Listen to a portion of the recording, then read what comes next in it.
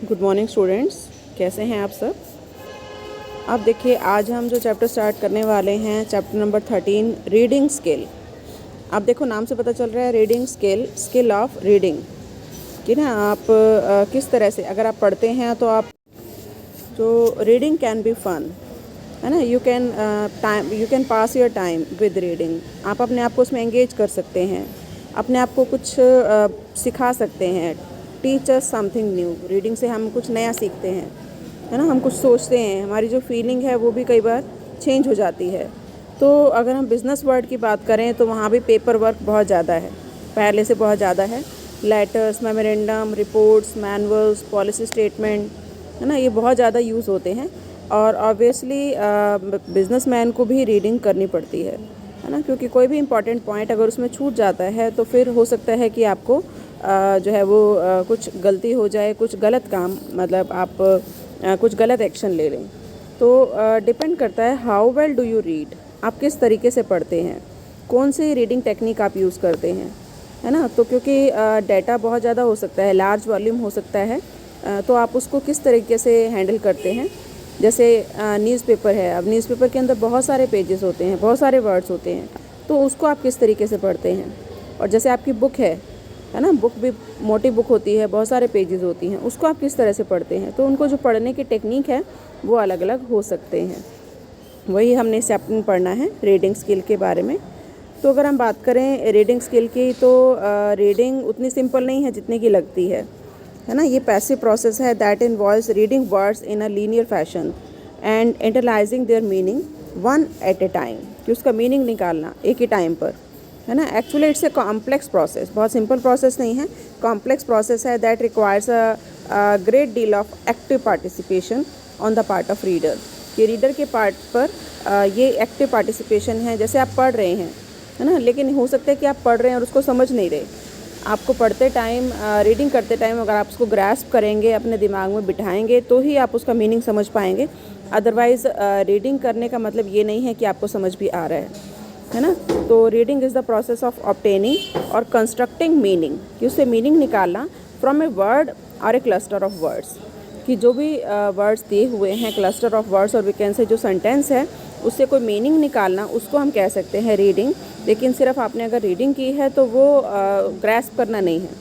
तो it's a mental process, ये एक मेंटल प्रोसेस है विच रिक्वायर वर्ड रिकॉग्निशन, कि आप वर्ड को पहचानें, मेमोराइज करें, एबिलिटी टू शिफ्ट, आप उसको शिफ्ट करने की भी एबिलिटी रखते हो, री एसोसिएट मीनिंग, कि आपको उसका मीनिंग निकालना भी आता हो, till the concept present, and clearly grasp, कि आपने उसको समझा भी हो, ग्रास्प मतलब समझना, इवैल्यूट भी किया हो, अप्लाइड और रिजेक्टेड, मतलब आपको ये पता है कि ये रीडिंग करके आपका इसका क्या सेंस निकला है, क्या उसका मीनिंग है, तो ही आपकी जो रीडिंग है वो इफ़ेक्टिव रीडिंग है। आप देखिए इसकी विशेषताएं कि क्या क्या बातें पता चलती हैं इस डेफिनेशन से।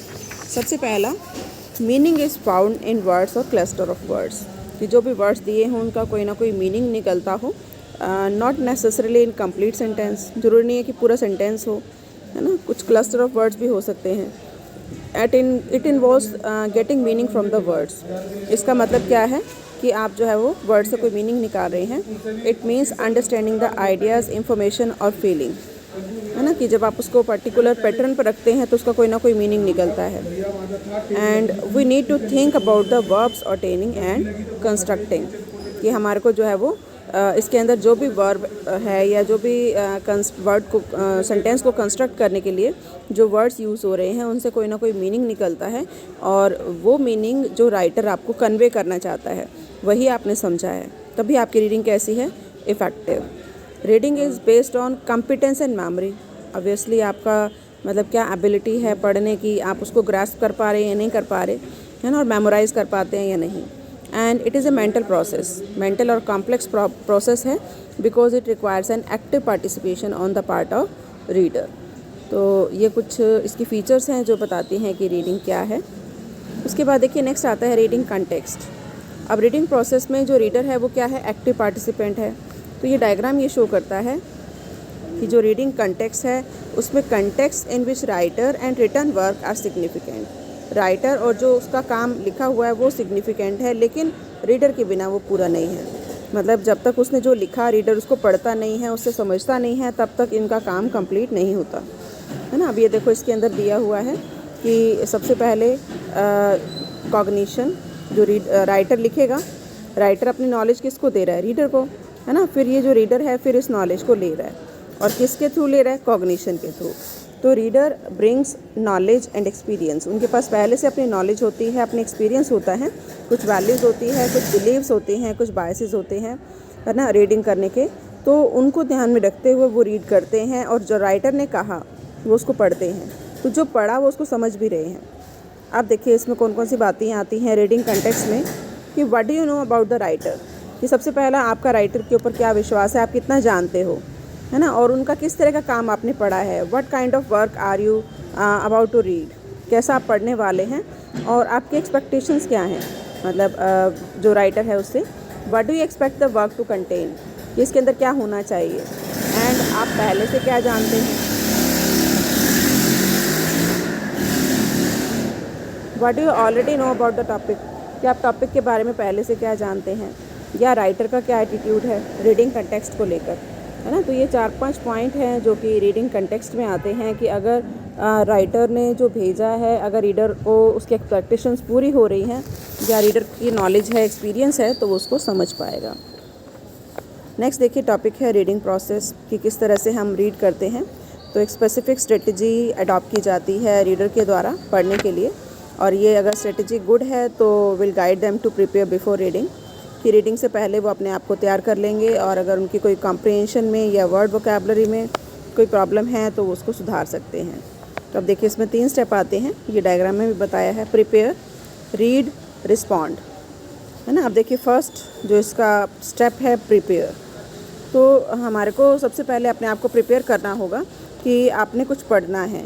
तो उसके लिए आप सबसे पहले आइडेंटिफाई करेंगे हु इज़ द ऑथर, कि ऑथर कौन है, ऑथर के काम को आप पहचानेंगे।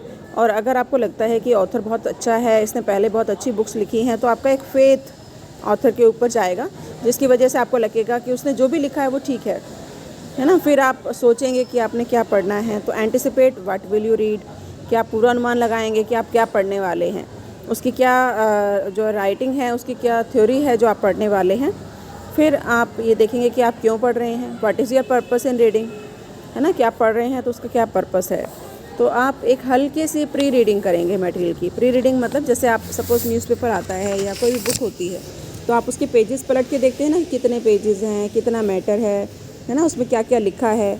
उसी तरीके से जो भी रीडर है वो सबसे पहले ये देखता है कि मतलब जो आप पढ़ने वाले हैं वो उसमें क्या क्या टॉपिक कवर हो रहे हैं, उसको एक तरह से आप हेडिंग्स को देखते हैं, है ना, कोई पिक्चर्स हैं तो वो भी देखते हैं। तो pre reading extend your preliminary knowledge of A work, आपके काम की जो पिछली नॉलेज है उसको वो बढ़ाता है ना। और इसी तरह से फिर आप उसको कंपेयर करेंगे किसके साथ, प्रीवियस नॉलेज के साथ, कि आपकी जो पिछली नॉलेज है वो क्या बताती है ना। और उसके अकॉर्डिंग फिर आप स्टडी करेंगे, कि आप उसको कंपेयर करेंगे कि आपने क्या पढ़ा था, अब आप क्या पढ़ रहे हैं, विच वन इज़ बेस्ट, कौन सा बेटर है, कौन सा बेस्ट है ना। तो बहुत सारे सब्जेक्ट्स हैं जो आपने पढ़े होंगे, आप इसको पढ़ के उसको कॉम्प्रिहेंड करेंगे।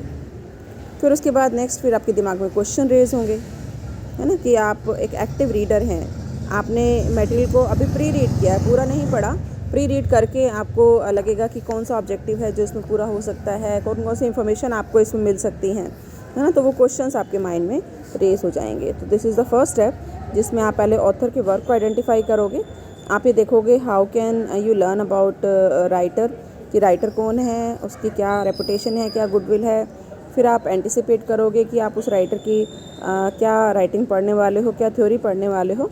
आपकी जो एक्सपेक्टेशंस हैं वो आपके दिमाग में बन जाएंगी।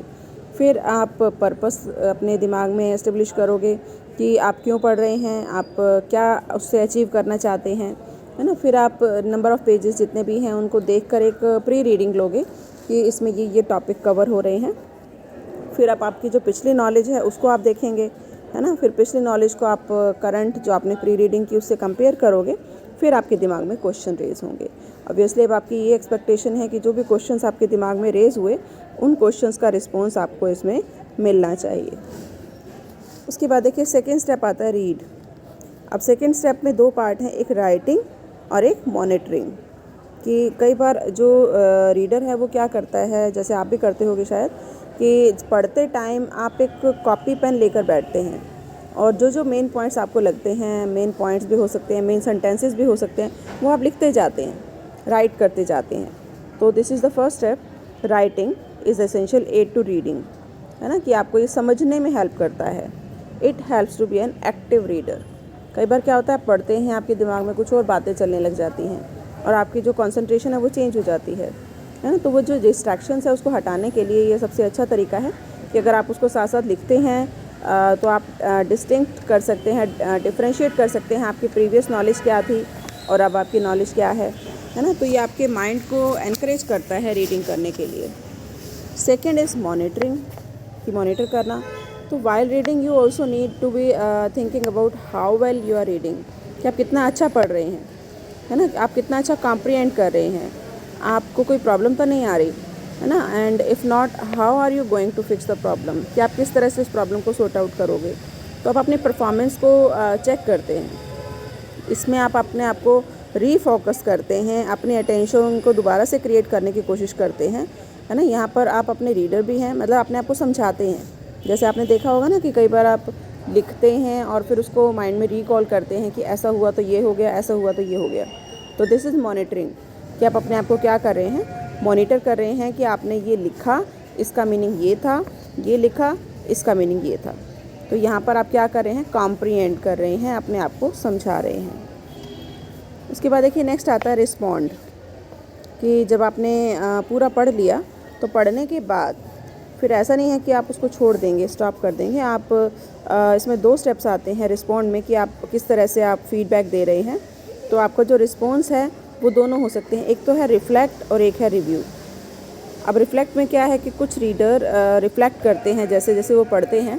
जैसे आपने देखा होगा कि जैसे आपके मदर फादर हैं, वो न्यूज़पेपर पढ़ते हैं, पढ़ते टाइम उनको कुछ डिफरेंट न्यूज़ मिलती है, कुछ सरप्राइज़ हो जाते हैं वो, तो वो डिस्कस करने लग जाते हैं उनके साथ जो भी बैठा है। जैसे मदर फादर से, फादर मदर से, या हो सकता है आपसे भी करते हो, है ना। तो वो उस इवेंट को डिस्कस करते हैं जिससे वो इवेंट उनके दिमाग में बैठ जाता है। तो यही है रिफ्लेक्ट, कि stopping from time to time, बीच बीच में रुकना, have to conversation with themselves about the material, कि किसी के साथ कन्वर्सेट करना मटेरियल के बारे में। Others prefers to complete an article on material and then reflect on the work at a whole, कि कुछ पर्सन ऐसे होते हैं जो कि साथ के साथ करते हैं और कुछ होते हैं कि काम कंप्लीट होने के बाद फिर उसके बारे में डिस्कस करते हैं। तो इससे क्या होता है कि आप अपने माइंड में उसको जो है वो रिकॉल कर रहे हैं, है ना, और आपको वो मेमोराइज़ करने की ज़रूरत नहीं होती क्योंकि आपने डिस्कस किया किसी के साथ, तो वो आपको जो है वो लर्न रह जाता है। उसके बाद सेकंड आता है रिव्यू। तो the time you spend reflecting is also time spend reviewing, है ना। अब रिव्यूइंग क्या है, वट यू हैव रेड, जो आपने पढ़ा, can take a variety of forms, कि आप उसको क्रिटिकली भी रिव्यू करते हैं, है ना। आप सोचते हैं कि ऐसा नहीं होता तो फिर ये हो जाता।